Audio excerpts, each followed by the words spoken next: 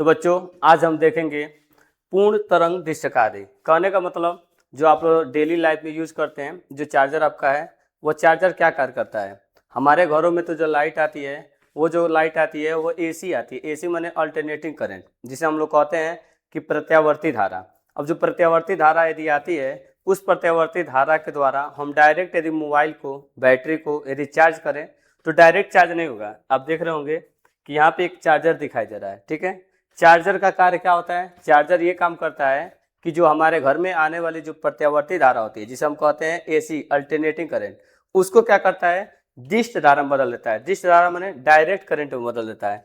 तो आज क्लास 12 का बहुत ही इंपॉर्टेंट टॉपिक कहिए, या कहिए कि ऐसा जो पेपर जो होगा क्लास 12 का, या तो बोर्ड में ये पूछता है कि पूर्ण तरंग दृश्यकारी ज्ञात कीजिए, या तो ये भी पूछता है ना अर्ध तरंग दृश्यकारी ज्ञात कीजिए। तो आज हम देखेंगे पूरे अच्छे तरीके से पूर्ण तरंग दृश्यकारी क्या होता है। तो चलिए सबसे पहले हम लोग देखते हैं पूर्ण तरंग दृश्यकारी। और एक चीज को आप देख रहे होंगे, देखिए ये आपका बैटरी है इन्वर्टर वाला, और इसका मशीन है। तो इस मशीन का भी यही कार्य होता है कि जो घरों में आने वाली प्रत्यावर्ती धारा होती है उसको डिस्ट धारा में बदलता है, और चार्जर का भी यही कार्य है, ठीक है। अब हम लोग देखते हैं कि पूर्ण तरंग दृश्यकारी क्या होता है। यदि क्लास 12 में होंगे तो आप जानते होंगे, सबसे पहले आपको डिफिनीशन पता होना चाहिए दृष्टिकारी, जिसको इंग्लिश में कहते हैं रेक्टिफायर। रेक्टिफायर का मतलब होता है, रेक्टिफायर या दृष्टिकारी एक ऐसा उपकरण है या ऐसा मशीन है जिसकी सहायता से प्रत्यावर्ती धारा के पूर्ण मान को, प्रत्यावर्ती धारा के पूरे मान को दृष्टिकरण किया जाता है। उसको हम क्या कहते हैं?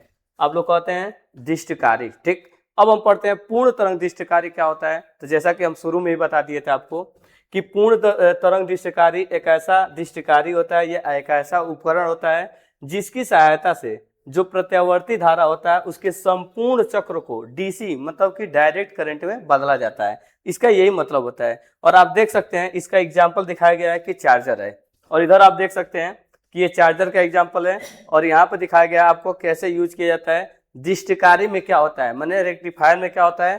पीएन संधि डायोड लगे होते हैं, पीएन संधि डायोड। अब देखिए हम लोग ये लिखते हैं, हमारी क्या होती है, ये रचना है, और इस रचना में इस फिगर को देखिएगा, पहले फिगर देखिए समझ में आ जाएगा। ये आपका है पूर्ण तरंग दृश्यकारी का फिगर, जिसे हम लोग देखिए यहाँ पे क्या होता है कि ट्रांसफार्मर की, यहाँ छोटा सा ट्रांसफार्मर होता है, इसकी दो कुंडलियां होती हैं। ये देखिए पी जो लिखा है प्राइमरी है, यहाँ पे देखिए ये सेकेंडरी वाला है, ये सेकेंडरी होता है। दो कुंडलियां होती हैं, जिसमें जो प्राथमिक कुंडली जो होती है इसमें देख सकते हैं फेरों की संख्या कम है, जबकि जो दूसरी वाली कुंडली है इसमें फेरों की संख्या ज्यादा है। हम लोग क्या करते हैं कि जो प्राथमिक कुंडली है उसको हम लोग प्रत्यावर्ती स्रोत से जोड़ देते हैं, प्रत्यावर्ती धारा स्रोत एसी से जोड़ देते हैं, एसी से जोड़ देते हैं। अब इसमें आने वाला क्या चीज है? इसमें आने वाला चीज एसी है। अब जो दूसरा वाला होता है, दूसरा आप देख सकते हैं, दूसरा ये वाला दूसरा है, जिसमें क्या है फेरों की संख्या बहुत ही ज्यादा है, फेरों की संख्या क्या है? ज्यादा है। इसमें क्या होता है सबसे पहले समझिएगा अच्छी तरीके से, इसको देखिए आप, जब आप देखते हैं ध्यान से समझिएगा इसको, जब आप देखते हैं कि जो लाइट आती है घर में, जो धारा आती है, विद्युत धारा आती है, ऐसे आती है, ऐसे समझिएगा। ये पहला चक्कर, पहला चक्कर आ गया, पहला चक्कर प्रत्यावर्ती धारा का। अब क्या होता है, जैसे पहला चक्कर आता है ये ए सिरा हो जाता है प्लस, और आपका नीचे देख रहे होंगे बी सिरा, ये आप देख रहे होंगे बी सिरा, ये बी सिरा है, ये आपका जो बी सिरा है ये बन जाता है माइनस।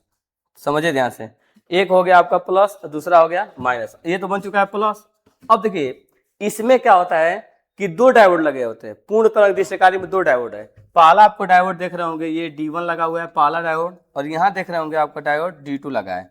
आपका दो दो डायोड लगा हुआ है, D1 D2।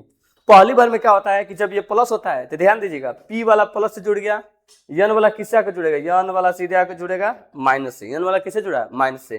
तो ये जो D1 होगा ये होगा अग्र अभिनत। कौन सा होगा? अग्र अभिनत। तो अगर अभिनत में धारा जाता है, अगर अभिनत में विद्युत धारा क्या होगा? ऐसे विद्युत धारा जाएगा, विद्युत धारा ऐसे आएगा यहाँ से, क्योंकि इधर तो विद्युत धारा जाने के बाद नहीं, क्योंकि यहाँ पे देखिए विद्युत धारा इधर नहीं जाएगा, क्योंकि इस बार ये होगा उत्क्रम अभिनत, क्योंकि P वाला माइनस से जुड़ गया, N वाला प्लस से जुड़ गया, तो ये हो गया उत्क्रम और ये हो गया अग्र। तो ये है अग्र अभिनत, ये है उत्क्रम अभिनत, इतना याद रखिएगा।